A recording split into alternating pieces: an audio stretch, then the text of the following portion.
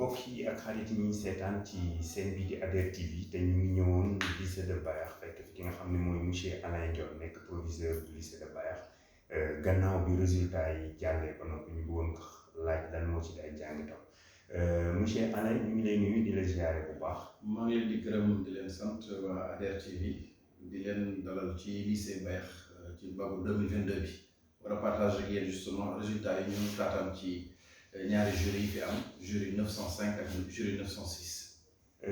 comme niñ ko baaxoo daan defee chaque fois dañ doon gis Bayakh mu nekk benn lycée boo xam ne da daan jox ay résultats yu mucc ayib macha allah. léegi ban jàngat nga def si diggante résultats yooyu daan am ak résultats yi ren. waaw su ma ko jàngatee ci ñaari gis-gis laa koy amee bu ci njëkk mooy centre la donc dama boot Kayar bi nekkoon centre secondaire plus candidat lycée bi en tant que tel ak ñu jógee fale Kër Moussa ak les candidats libres donc ak waa HM Rassoul ak les autres écoles franco-arabes yi fi nekk donc centre bi lay njëkk kii balaa ma dugg ci résultat école lycée bi donc soo seetee ci résultat lycée kii centre Bayakh bi ñaari jury moo fa nekkoon jury 905 ak jury 906 mais jàngat bu njëkk buñ ci am mooy résultat yi dafa suufee dafa tuuti par rapport ak yu daaw yi du ñu duggagum nag ci li ko waral mais vraiment ni ma jàngatee résultat yi te may reconnaître série par série da ngay dem ci série L prime bi ci jury 905 bi 121 candidats ñoo présenté woon 9 ñoo am d'office 36 dem deuxième tour sur 121. soo demee série L2 bi 191 candidats ñoo présenté woon 23 ñoo am d'office 55 dem deuxième tour mu nekk lu néew su nekkoon dama ko xayma en taux parce que da ngay dem admis d'office yi sur les 121 su nekkee 9 ñoo jàll donc 7,44% ñoo réussir d'office admissibilité bi 36 ñoo jàll mu nekk 29,75 mu nekk lu néew premier tour nga dem série L2 bi sur les 191 ni mu ko waxoon sànq 23 yi bu ñu jàllee te représenté 12,04%. admissibilité maanaam ñu war a dem deuxième tour ñu nekk 55 mu joxe 28,80% ci jury 905 nga ñëw jury 906 bi waa LR ñoo fa nekkoon maanaam ñuy def franco-arabe série bi ñoom seen série franco-arabe bi 126 candidats ñoo fa nekkoon admis d'office ci 126 yi 18 ñoo jàll deuxième tour ñu war a jàll mu nekk 23. soo jëlee 18 jàll mu ne dafa joxe taux 14,29%. 23 yi war a admissible dem second tour mu nekk 18,25 mu nekk ak également lu néew a néew. bu ñu ñëwee ci série L2 bi nga xam ne daanaka Kayar lycée bi école bu nekk fale Kër Moussa ak les autres écoles privées 165 candidats ñoo dem L2 ci série boobu ci jury boobu L2 21 candidats ñoo jàll d'office mu joxe 12,73%. admissibilité bi maanaam ñi dem deuxième tour 37 ñoo ci jàll mu joxe un taux de 22,42% sur les 165. nga ñëw ci série S2 daanaka Kayar la woon ak lycée Bayakh bi 84 candidats ñoo composé 23 ñoo am d'office mu nekk 27,38% et 18 dem deuxième tour mu nekk 21,43%. benn mbir rek la ñu mën a rafetlu ci série S2 boobu mooy am nañu mention très bien am nañu ay mention assez bien ak mention bien ci série S2 bi. justement ñu xooloon ni su ma juumul 2015 de Bayakh amoon mention très bien. avec benn ndaw su nekkoon L2. léegi ñu ñëwaat ba 2022 ñu amaat mention très bien S2 mu nekkaat jigéen. maanaam mention boobu noonu lan lay def ci yow. lu rëy en ce sens que déjà ki ko am bettu ñu woon waaw Ngoné Thiam bettu ñu woon xale bu xarañ la am na benn concours bi ñu organisé woon fii les cracks de Diender daanaka moo raflé prix yëpp te xale bi xam naa ne bu ñu ko présenté woon concours général sax dina doon am prix mais période mouvement enseignant yi taxoon ba mënuñu ko présenter parce que enseignants yi dañoo gelé woon seen activité mais suñ ko présenté woon yaakaar nañu da doon décrocher un prix parce que ku am mention très bien au bac vraiment elle méritait d'être présentée au concours général. léegi si résultat yu xaw a doy waay. lan nga jàpp ni moom moo ko waral. bon li ko wundu bari na te mon chef d'établissement li ma ci mën a joxe comme argument possible te nit mën ci war ci mën a teg bët mooy année bu war a durer fukki weer su nekkee juróom-benn weer la durée kon xam-xam bi day wàññeeku grève bu enseignant yi ñu wax ko mu metti ñu wax ko dafa impacté wu ci lu bëri ci enseignement apprentissage parce que 4 mois de grève dafa bëri donc loolu am na ci impact la ko jiitu ci impact mooy l'année Covid année Covid bi dañoo jàllale xale yi avec une moyenne de 8 parce que te ensuite xale yi benn composition la ñu def premier semestre la ñu def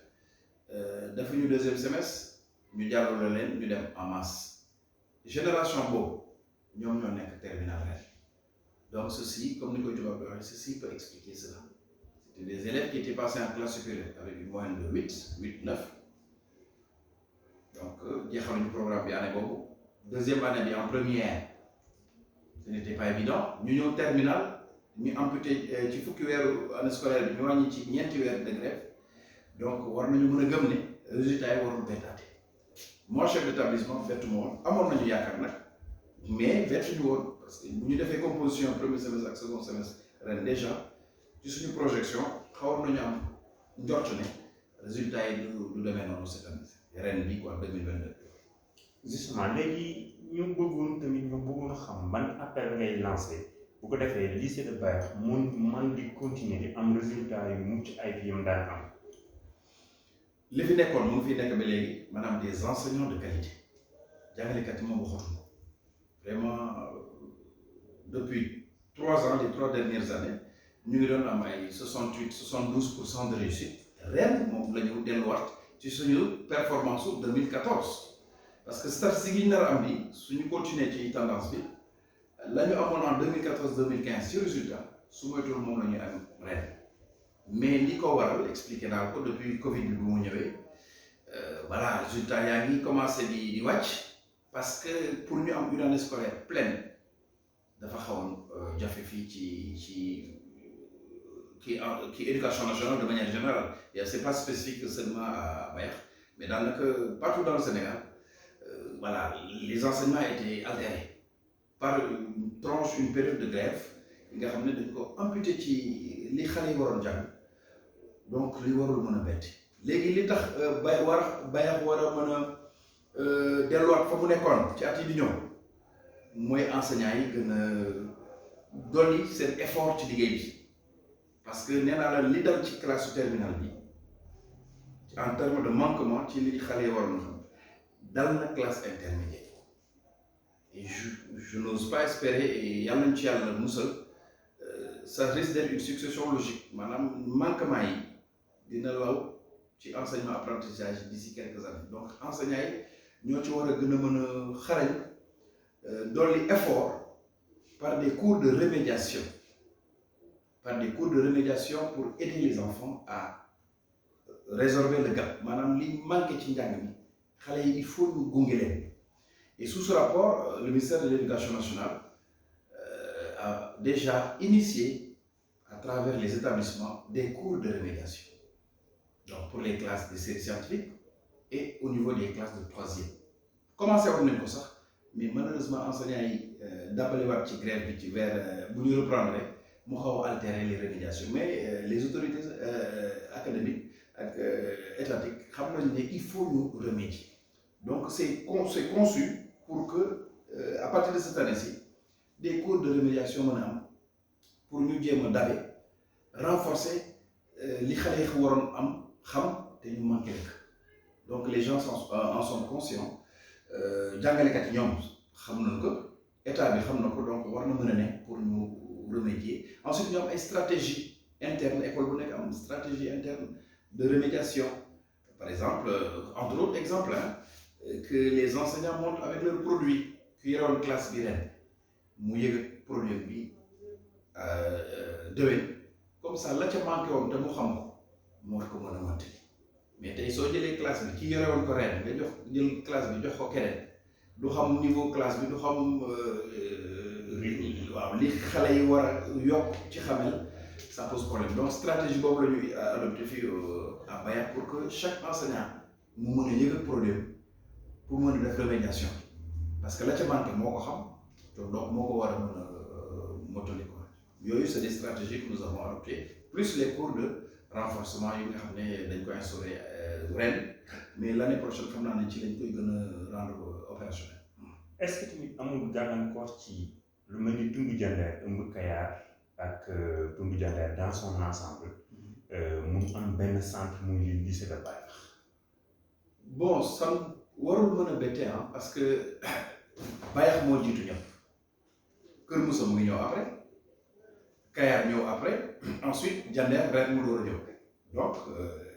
le lycée de Bayakh moo polarisé woon ñooñu ñi ay gan bu bees la ay gan yu bees la ñu woon léegi gis nga ne Kayar nekk na centre secondaire parce que ñoom élèves yooyu fii lañ doon defee mais ndem classe su capacité d'accueil yu lycée Bayakh dafay limité ñu ne élèves u Kayar yi defee leen foofu épreuve yi ñëw fii ñu corriger ko fii Diender l'année prochaine dañuy am terminale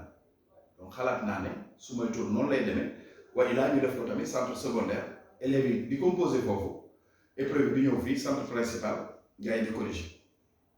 Kër Moussa je pense que ñoom centre